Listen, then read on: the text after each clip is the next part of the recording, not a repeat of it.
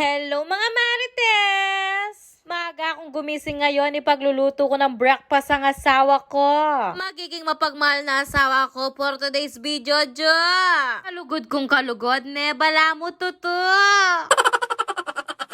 Ipagluluto ko siya ng skinless longganisa at authentic Kapampangan tocino ng Nanangs. At habang natutulog pa yung asawa ko, lulutuin ko na yung breakfast niya. Sana all!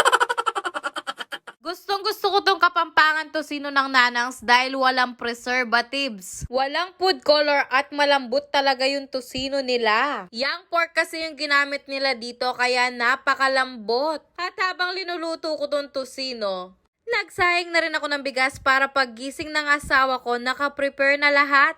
Mapapasana all ka na lang talaga, Diyos ko!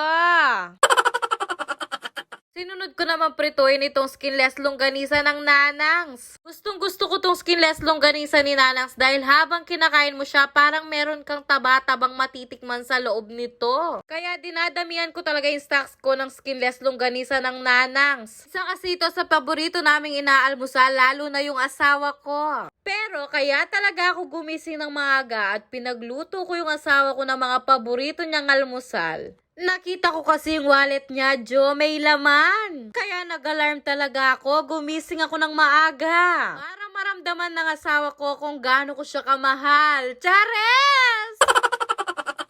Siyempre, paggising ng asawa ko, may breakfast in bed na siya. Iisipin niyang mapagmahal akong asawa. Pero ang hindi niya alam, ini-scam ko lang siya para bigyan niya akong pera. Mindset, Jo, mindset. Pinagluto ko pa talaga siya ng sinangag. Para perfect combination yung almusal namin. Kailangan nating maging magutak sa panahon ngayon. Diyos ko, mahirap ang buhay. Buti na lang may Nanangs ako sa rep. May pambola ako sa asawa ko. Chares! O, Jo, pakapangan mo. Habang ang kumakain kami dyan, pa-smile-smile ako. Tahimik ako, hindi ako nagpuputak-putak.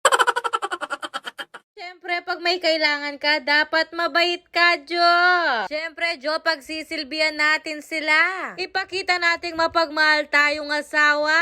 Kahit hindi naman talaga. Chares! Diyos ko, tignan nyo naman yung breakfast namin. Mapapa-I love you talaga yung mga asawa nyo kung ganitong breakfast ang iyahahin nyo. Kahit hindi ka humingi ng pera, bibigyan ka niyan. Sa mga gustong umorder dyan, nasa Shopee at Lazada na yan. At kung gusto nyo makatipid, umorder kayo sa www.nanang.com. Mag-check out na kayo para maipagluto nyo ng breakfast yung mga asawa nyo.